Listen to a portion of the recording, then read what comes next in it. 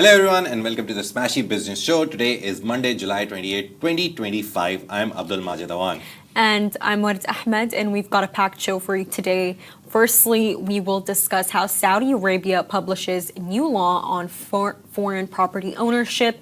Secondly, Huda Beauty and St. Levant have redirected the money from their Clementina collab to the Gaza relief via Doctors Without Borders. And Etihad is ready to welcome Wizz Air Dhabi staff as airline shuts down in the city. And finally, Wamda Capital's Fadi Ghandour calls starvation in Gaza pure evil, and we'll get into that more. Yeah, and the very first story is Saudi Arabia has officially published a new law allowing foreigners to own real estate in the kingdom. Before that, we did a story which was like they have done it, but this time the whole, I think it's like 70 or 80 pages of rules and laws. So it marks one of the most significant changes to property regulations in years in the kingdom. The law was published in the Al Qura Gazette and will take effect 180 days from the date of publication. So that means nearly 6 months. 80? I believe yeah, so. 6 months. So yeah, by the end of this year. So under the new law, non-Saudis, including individuals, companies, and non-profits, will be allowed to own or lease property in designated zones. So the rights include ownership, leaseholds, and other property interests. However, ownership will remain subject to limits based on location, property type, and purpose. While this law opens up large parts of the real estate market, Makkah and Medina will remain restricted. Obviously, exceptions will apply only to individual Muslim owners under strict conditions. Meanwhile, foreign residents can own one residential property for personal use, but only outside restricted zones. So the Council of Ministers will determine where foreign ownership is permitted and set limits on property size and lease duration. So corporate entities, investment funds, and even diplomatic missions are covered under the law, but all must register property ownership with the National Real Estate Registry. And violations could result in fines of up to 10 million Saudi riyals or even forced property sales. The law replaces a 2000 decree and is part of Saudi Arabia's broader push to attract foreign investment under Vision 2030. Full regulations are expected within 6 months, so keep an eye out. Look, now you can own it. Yeah, I think this is so exciting, and they're doing it in a way that is very religiously sound. Yeah. And I think that's what is so important. So if you know Islam and you know Saudi Arabia, you know that number one, Prophet Muhammad, peace be upon him, Saudi Arabia is his birthplace. Secondly, the Kaaba, the holiest site for Muslim people, is also in Saudi Arabia. Yeah. And every single year, Saudi Arabia will welcome over 1 million Muslims for Hajj and Umrah. So, the fact that they're making sure that this is religiously sound is so important. Yeah. Is especially for Muslims and especially for the great sites that are all housed in Saudi Arabia. Yeah, it's very important because it's the center of the world for Islam. It's the center of the globe for all Muslims. Everyone travels there for Umrah, Hajj. Hajj is once a year. Umrah you can do throughout the year. There's just some restricted periods when they're cleaning or they're preparing for the Hajj. Otherwise, you can do Umrah all year round. That's like the two main holy sites, Makkah and Medina. Makkah has the Haram Sharif, the Kaaba. Medina has the Prophet's Mosque and Masjid al-Nabawi. Yeah, Masjid al-Nabawi. And so these two are restricted for now. I think the only thing that they would allow, which logically makes sense, is if we saw a recent Dubai residential REIT. So if there is state companies, real estate companies, not estate companies, real estate companies which own some part of Saudi Arabia, you can invest in their shares. But before that, even that was prohibited. No non-Muslim was allowed to buy shares of a property dealer or any constructor or developer who builds things in Makkah and Medina. And even then, if you buy out all of it, you can buy only 49%. So majority owner will always be a Muslim, Yeah. always be a local Saudi. But you know, But other cities, I think it's it's interesting good. though, Majid, that they're providing these exception for individual Muslims because in the end of the day, we all know that just because we all share the same religion, that does not necessarily mean that we all share the same ethics and morals. I think everyone has different degrees that they abide by, but the fact that it's under strict conditions does give me a lot of hope, and we will see what more they're going to tell us about this in the future, because we have been seeing that this story has developed a lot. Yeah. And by the end of the year, we'll have a very clear-cut picture because a lot of initial investment will start coming in. People will start looking for places in Jeddah, Riyadh. There's so many, Khubar, Al Ula, all these places I know because of their seasons, because everyone has a season, Al Ula season, Riyadh season, Jeddah season. It's a set of events that happen in those cities. The main thing I think is it's good because Saudi Arabia needs money. They need money to make the NEOM project a reality. They need money to move away from oil. They need money for a lot of reasons.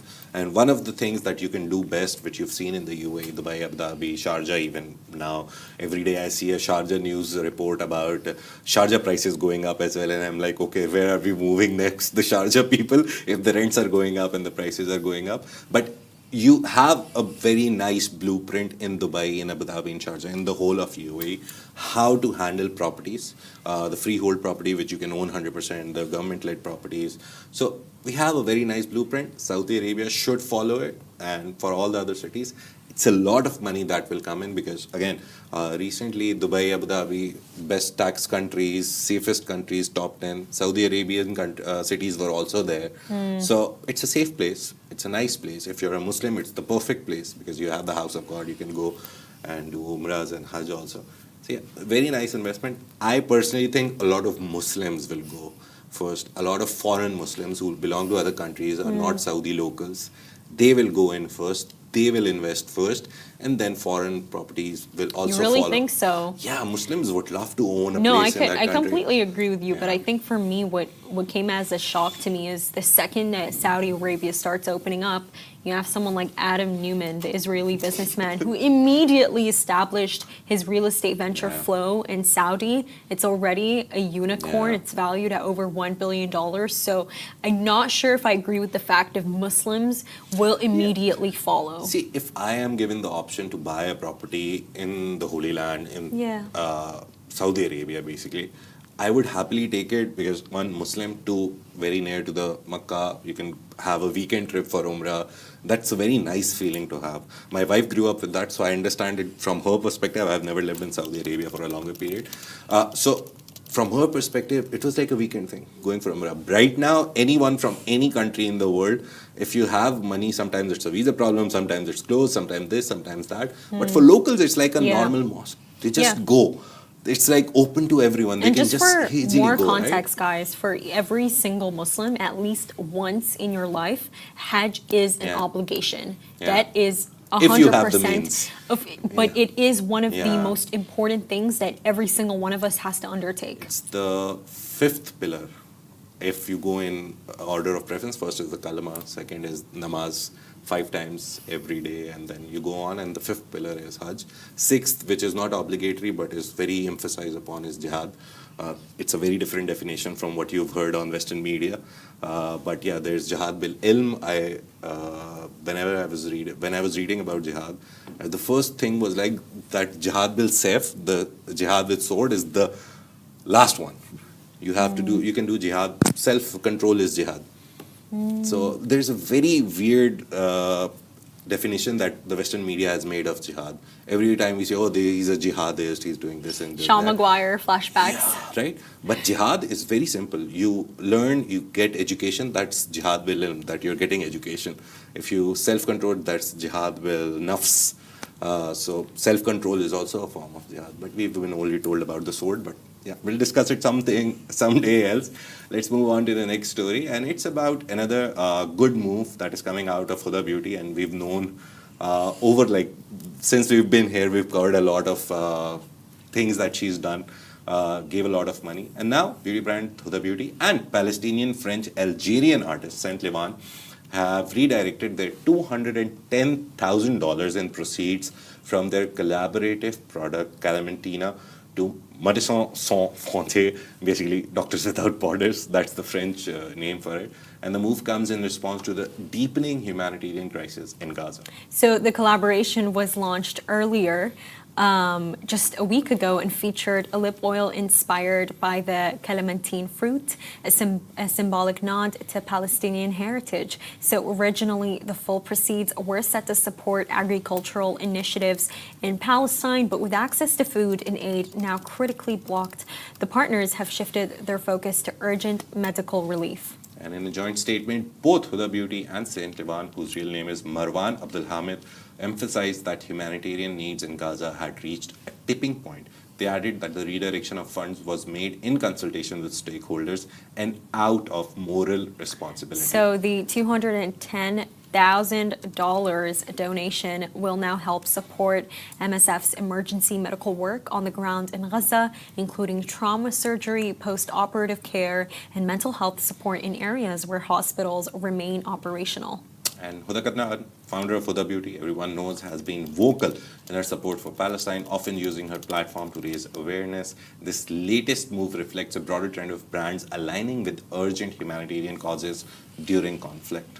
Look, when it comes Vert to this, told me something in the morning. look when it, I'll get into that one Yeah. later. But I think when I take a look at this topic, I know that there are a lot of critics who feel that Huda Kattan, founder of Huda Beauty, Yeah. is particularly being performative in this case. Yeah. But at the same time, when you, and I'll give you like different examples of why people come to this conclusion. For example, before she launched her entire podcast, Hotline something, before she launched it, I remember she was like, guys, I was going to launch this today, but because this has occurred in Palestine, Yeah. I'm going to put it back and we'll launch it in another day. And this has happened a bunch of times. She is very vocal about the genocide, the ongoing genocide in Gaza, the mass starvation of Palestinians. She's extremely vocal.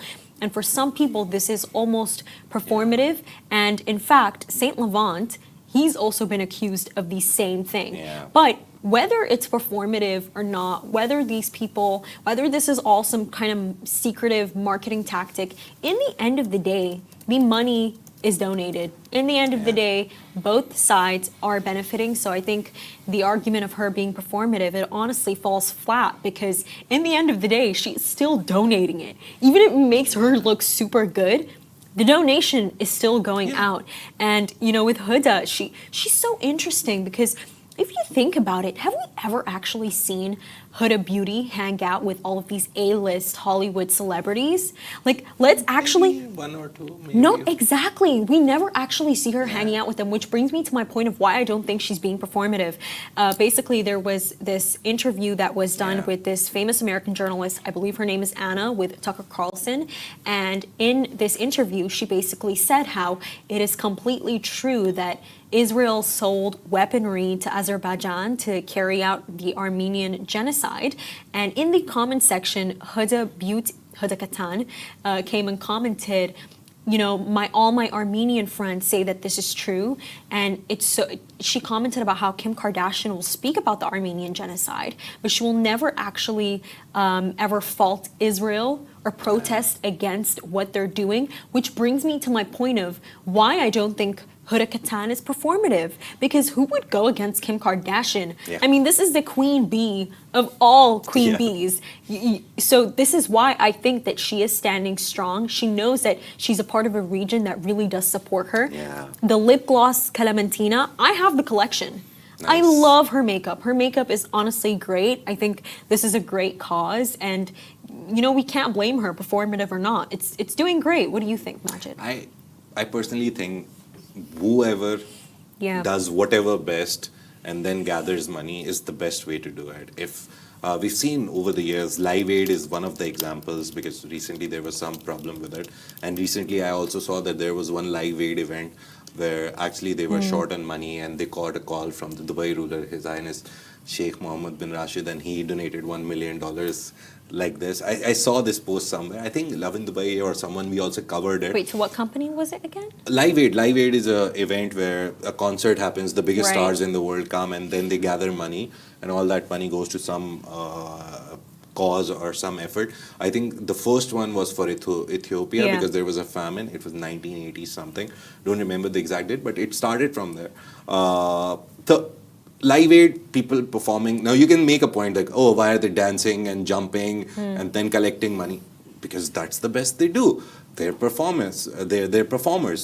They'll do concert. They'll get gate money. They'll get a lot of money from Right. sponsors, and they'll give. So Huda Beauty, she's known for Huda Beauty, Huda Katan. She'll launch a product, sell the product, take the money, and give it to whichever cause she supports. And Doctors Without Borders, to be honest, throughout the Gaza conflict, throughout the genocide by Israel in Gaza, you see that these are one of the people. There's like 4 or 5 people who I really love the work that they've done. UNRWA, they've done the best. They were kicked out, literally kicked out of Israel by Israel because they were doing such a good work. And they were like, no, they're helping Hamas. Or maybe and this it's and that. also because they're losing money, as Reuters revealed. Which one? Remember that article that you had sent? The fact Oh, that the they're losing UNRWA, money? yeah. I don't think that helped them They're either. losing money because obviously they have so much to do Yeah. and the funding is limited. It's So, so little. obviously they can't do everything from that money. So I remember the last campaign Huda Katan did, Huda Beauty did, they gave the money. Remember? They were like, Yeah. oh, comment, and they presented their case. The money They went chose to a them. comment. They chose a Yeah. person whose comment had the most Yeah. likes. And But I think even in this case, I remember I read an article on a local publication, I won't name them, but they did a whole piece on how everyone is criticizing Huda Katan for having a like very badly toned campaign around Palestine, that she's dancing and this and that, like tone deaf kind of a You think- campaign. I know, I'll send you the article. But yeah, go Google it and you'll find it that it's tone deaf. She's dancing, she's having fun while Palestinian kids are dying of starvation, hunger, all that. But again, she gathered money through that. And she That's her- understands that people Yeah. don't want to keep getting. Yeah, if she the goes on a video and starts extremely- crying, people will give money, but it won't have that effect. She launched Did you the not see product. the meme of Selena Gomez when she was crying about Mexicans being deported from America? Look, I think in this case, Majid, I feel like we're seeing in like prime time that her actually reclaiming full ownership of her brand from TSG consumers has actually worked out for the better. Yeah. And now, like, She's this very really, open about right, everything, right? Like, this is really bringing me to the point of what if the reason why she reclaimed back ownership was to have not full control of the brand in the sense of the brand can publicly support support Palestinians, because basically when TSG consumers bought stake in Huda Beauty, I believe in 2017, it had actually valued Huda Beauty at over $1 billion. Come now, Huda Beauty did not actually just reclaim full ownership by buying back the shares, but she also, came in back in the light as CEO to fully spearhead the brand's marketing strategy and everything. And now I just have this feeling that she did that because she wanted to be completely vocal. And I feel like we're seeing how, these things, they can be so hostile, especially in the Ben & Jerry's situation with Unilever. Unilever buying Ben & Jerry's, and Ben & Jerry's just having a completely different set of morals and ethics. And it has caused the clash of time. It really has. So I feel in this case, what if Huda Katan was trying to avoid that with TSG? Because we are seeing she's becoming more vocal and vocal and vocal. Like, it's just increasing. You have to clarify here that maybe TSG wasn't pushing pressure on her to not be vocal. Maybe. There is a chance. But the idea is whenever you have a partner with you, you also take care of their interests, okay? So TSG, even if they allowed Huda to do whatever she wanted to do, she still had to go to them and be like, can I do this? I think that is why being fully owned company now by Huda Katan, it gives her that liberty to not take permission from anyone. I'll do what I'll do. Like as the saying goes, you do you. So Huda Katan is like, I will do what I think is right. I don't need permission. Even I don't need to inform anyone. Right. So that's the good thing that comes with complete ownership. And I think still right now, even now and even 20 years, 30 years later, Huda Beauty will always be one of the most important entrepreneurs in the region. No, for because sure. she started something which people love. And you know, Yeah. Majid, it's so interesting. There's also this other argument that is basically saying the reason why Huda Beauty came out. I keep calling her Huda Beauty. It's so bad. Huda Katan, I'm so sorry. But the reason why Huda came out, this entire collab with Saint Levant, Clementina, it's orange, it's fun. It's like almost copying Road. So basically Road is by Hailey Bieber. Hailey Bieber, she's quite the famous model, also the wife of Justin Bieber. And just very recently, she sold Road to Elf for $1 billion. And they basically had this entire campaign, this marketing campaign that went very famous, where they had this like pop-up, I believe in Europe, and it was all yellow, it was all lemons, and everyone was phrasing it. And so the fact that we saw that campaign and just right after, like give it a month, Huda Beauty in the most craziest collab with a male singer who does not use lip gloss, but he is very famous in the Palestinian scene right now. They collab about Clementina. It's almost like, do you see the similarity here? You can obviously I think take it's like inspiration, of course, right? of course they can. But I'm just bringing forward what everyone had to say. Yeah. The link with other global giants. Yeah, but whatever she's doing, she's making money, and the good thing is she's sending that money to people And she's who really need vocal. help. Yeah, and we love it. Obviously, we love this initiative that she's taken. Every once in a while, she is doing something.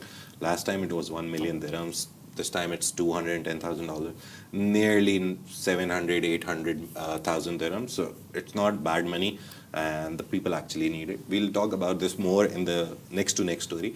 But right now, some people need help, and Etihad Airways, the Abu Dhabi owned giant, owned by ADQ basically, says it's open to hiring Wizz Air Abu Dhabi employees as the low-cost carrier prepares to exit the UAE market. In an interview with Khalij Times, Etihad CEO Antonaldo Neves said the airline is totally open to recruiting talent from Wizz Air Abu Dhabi. So Wizz Air Abu Dhabi, a joint venture between Abu Dhabi's ADQ and Hungary based will cease operations from September 1st, putting about 450 employees at risk of job loss. So they've Nevis acknowledged the challenge but said we need people. I'm sure that other airlines are also going to try it.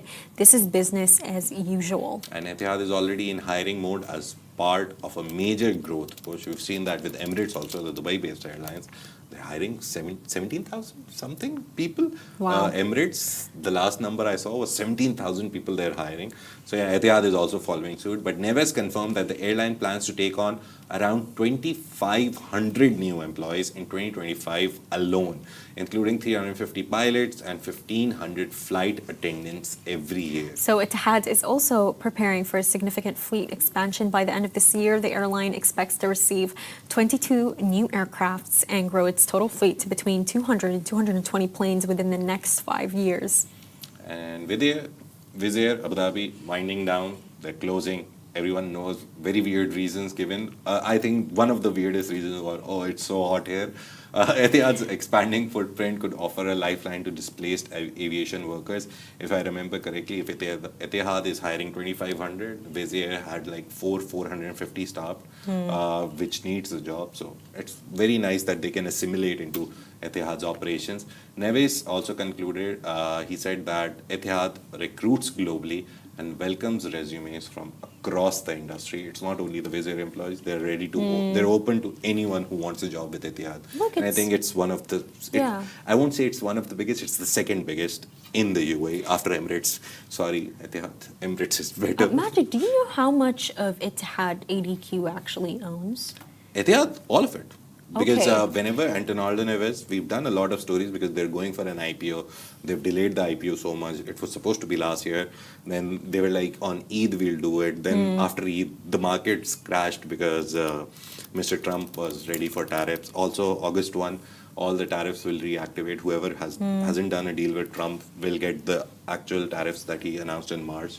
So all of that happened, and Etihad has been delaying it. Yeah. And whenever Antonaldo Neves has been asked when, he said whenever ADQ says yes. Yeah. Another board says yes. Because I wanted to just add in that ADQ owns 51% stake of Wizz Air. Yeah. And the It was a joint other venture. 49% is owned by what's it called? Wizz Air Holdings, and that it's actually a publicly traded European what's it called? It's publicly traded there. But my point is that it's so interesting that they're pulling out of Abu Dhabi because of the heat, but their CEO is also saying that they're gonna be, starting operations in Israel. It's starting flights back, right? And in addition, what also happened is their Q1 profit estimates didn't actually work out the way they wanted them to. So their budget, they were projected to have $90 million in profits, but they only got $30 million in profits. That is a horrible drop. That is like a 60% drop. I think they came to the market. They did good for a few years because, again, you remember we discussed, I'll give you a very weird example. It's a food delivery example. You remember we did the Kita example, which launched in Saudi, and Meituan is the parent company which holds Kita brand. They came into the market. If other people, Hunger Station and all, were getting 7 reals for delivery, they were like, no, we'll take 1.5. Wizz tried the same formula. They came to the market and they were like, oh, you get a flight to Saudi Arabia for 350, we'll give it to you for 250. They tried that. Obviously, they have to leave because Europe, obviously, they don't have big competition in Europe. And even if there is competition, is on 10 euros, 15 euro difference. In Abu Dhabi, they had to fight with giants. I would again say you can't fight with state-owned companies. You can't fight with Etihad, I don't think it's just Dubai. fighting with giants. I don't think it's just a case of competition. It's just the competition is It's stiffer. a case. It's not even competition, Majid. It's a society. The society here loves luxury. That is exactly what they love. You're surrounded by a lot of ultra and high net worth individuals who want to fly in class. Yeah. They're not going to fly with Wizz Air. They're going to fly with Emirates Airlines.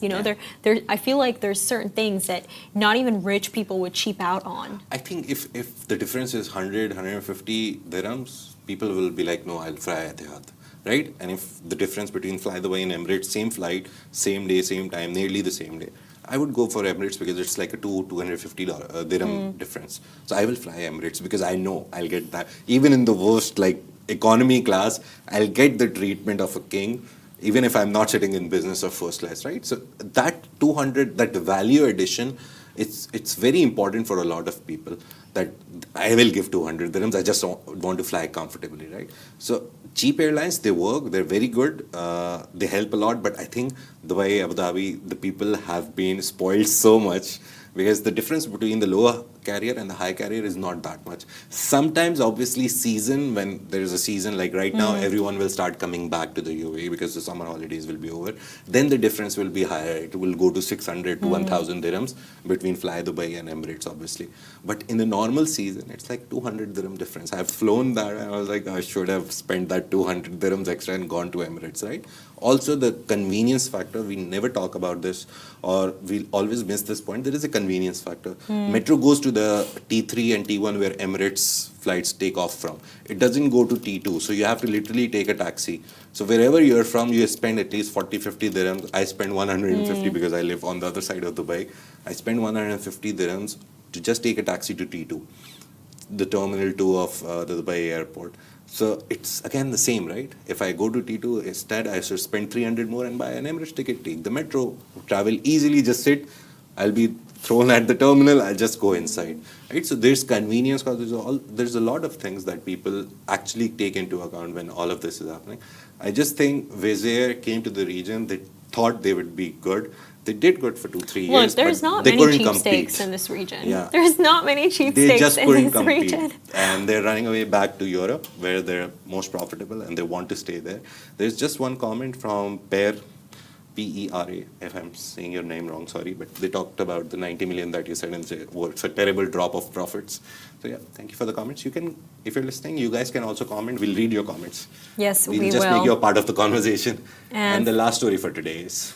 And the last story for today is Wamda Capital's founder Fadi Ghandour has issued a very powerful condemning of the mass starvation unfolding in Gaza.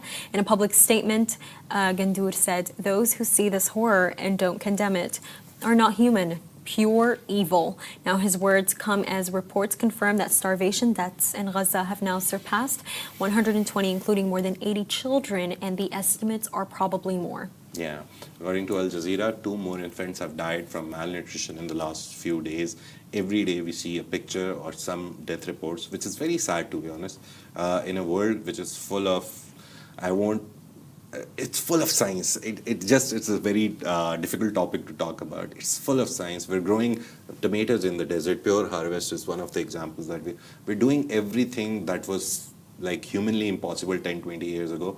And even in this time and age, if kids are dying, if people are dying of starvation because Israel doesn't let the aid go in, Israel doesn't let the food go in, it's not even evil. It's pure, I don't know what I should call it. It's criminal. It's absolutely criminal. It's crazy.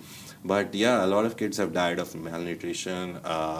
It has brought a lot of attention on the humanitarian crisis, the catastrophe that's happening in Gaza right now because of Israel's ongoing blockade. They've eased the sanctions overnight. Last night I was reading something that UAE dropped a few aid packages. Other countries have started dropping aid packages. People are literally surviving on water for multiple days. I remember Rich recently, we have two people who work from Palestine for us, Fadi and Faris, two people who work from there. And the other day, Rich shared a message from them on his stories, our owner, and they were like, it's nearly impossible for us to work right now because of the weakness, because we haven't eaten it's for 2-3 days. And in this time and age, I'll say again and again, in this time and age when billions and billions are going into AI, which is like, we can live without AI. We've been living for like centuries without it, where billions and billions are going into arms, buying arms, selling arms, firing arms. Why can't you just let people have the basic necessity of food and water? I mean, that's a basic answer. They're just trying to eradicate all of them. Yeah. That is really what it is here. Yeah. And Fadi Ghandour, who is speaking up, is a prominent Jordanian Lebanese entrepreneur who is also the founder of the logistics giant Aramix, the first Arab company to be listed on Nasdaq. Now he leads Wamda Group, a major force in the region's startup ecosystem, backing ventures across the Middle East and North Africa. And his remarks come as criticism mounts over the US-funded Gaza Humanitarian Foundation.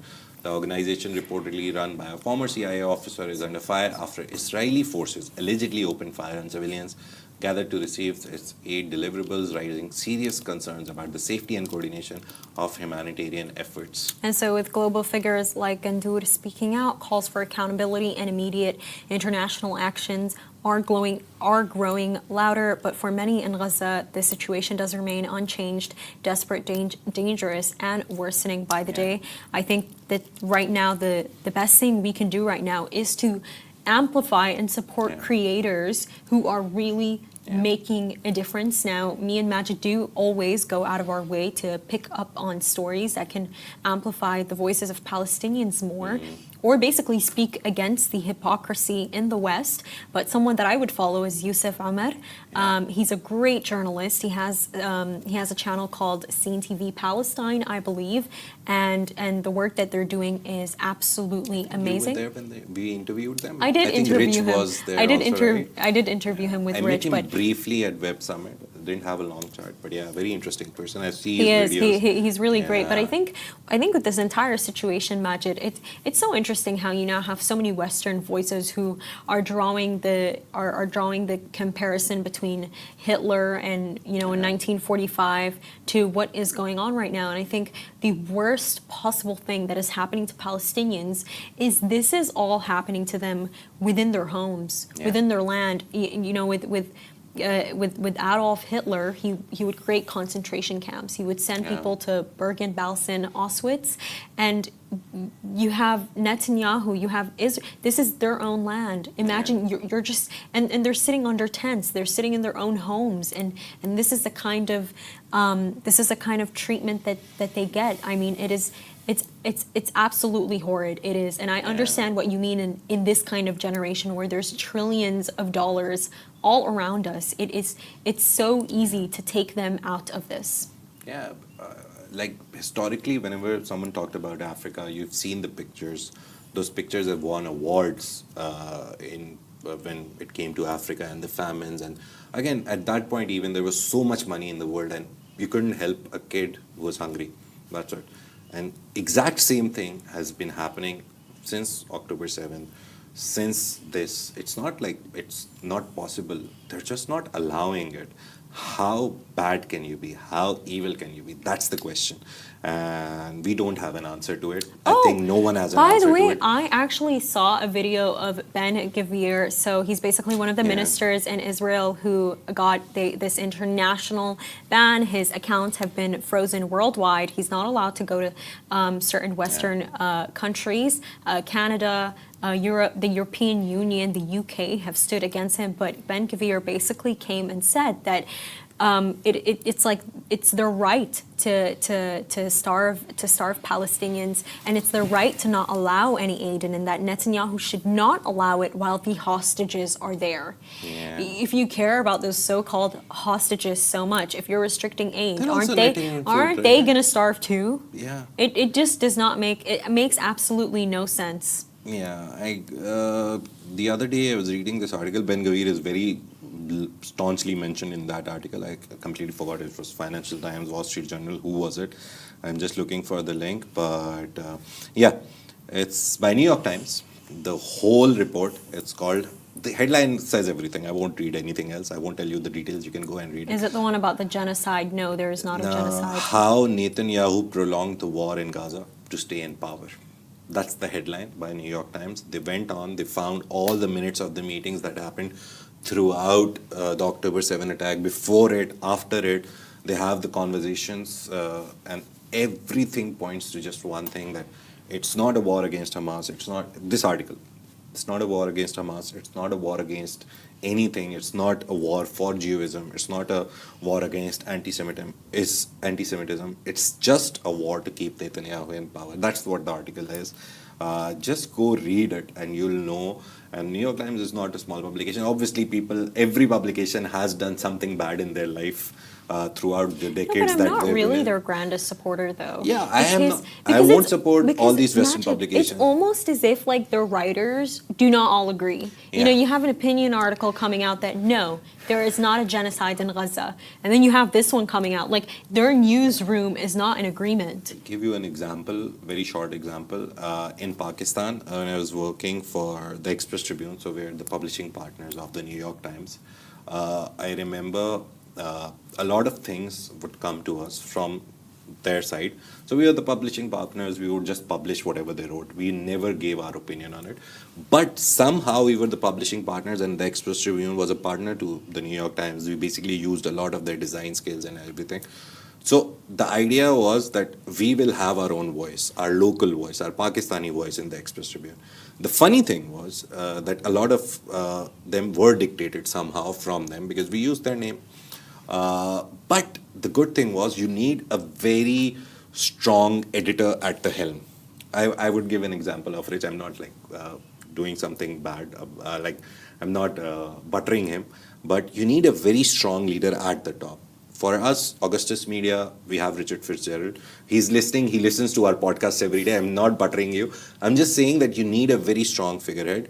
At the Express Tribune, we had someone, and he was very strong in his opinions. He was like, no, we will not take this line, we will take this line. Likewise, in our company, we have a very strong, very clear storytelling that, oh, we will call it a genocide. We did a lot of, remember the Love in Dubai, the last slide would be the deaths in Palestine for a long time. I think we did Yeah. it for a good whole year. We got a lot of firepower turned to us for that. But, oh, these are Hamas numbers, these are this. We were quoting the Palestinian Health Authority. I don't know what other, if something happens in the UAE and something happens in Saudi Arabia, even if something happens in Israel, you will quote the ministry, right? Ministry is the best official statement that you can get. Yeah. We were quoting Palestinian Health Authority, we got. So you need just one good head figure. The problem with these big publications, They don't have Western I publications, feel that they don't have the person too many. at the top is confused. I don't think They it's just don't the have a at the person who's top. strong enough. You need a diverse newsroom for people to speak Yeah. up and say, hey, this is not the kind of person that we want here. This is not the kind of person that we want to interview. Like, I remember even with Tinder Swindler. See, to be honest, as a journalist, I would love to interview Netanyahu. Not because that I would sit across him and read the questions that he's given me. I would love to ask To him hold him point accountable? blank, in his face, looking in his eyes, that how can you let this happen?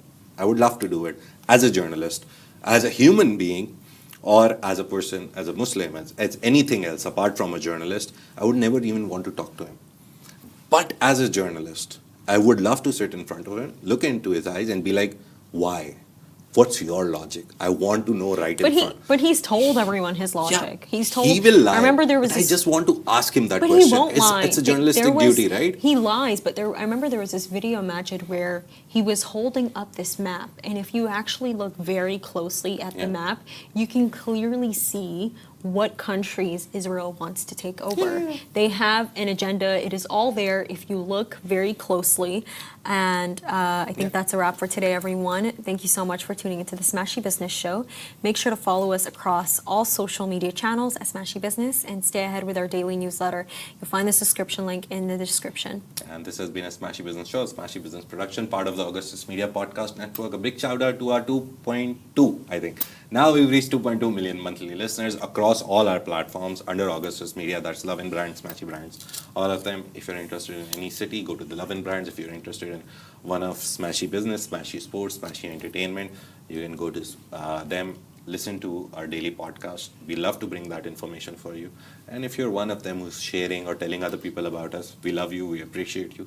Thank you so much for making it possible. We'll see you tomorrow on Tuesday. Have a great day.